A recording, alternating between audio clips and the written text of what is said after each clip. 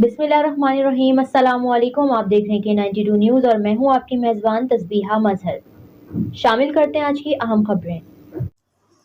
Peoples secretariat में PPP की रहनुमा लैला परवीन सवाते की क़यादत में पीपल्स पार्टी में शमूलियत करने वाली ख़वातीन की तकरीब में पीपल्स पार्टी सिंध के सदर सेनेटर निसार अहमद, खुर्रम सेनेटर वकार मेहदी, नुमान शेखुल, कराची के सदर शाहिदा रहमानी दीगर के हमरा लिया ग्रुप फ़ोटो।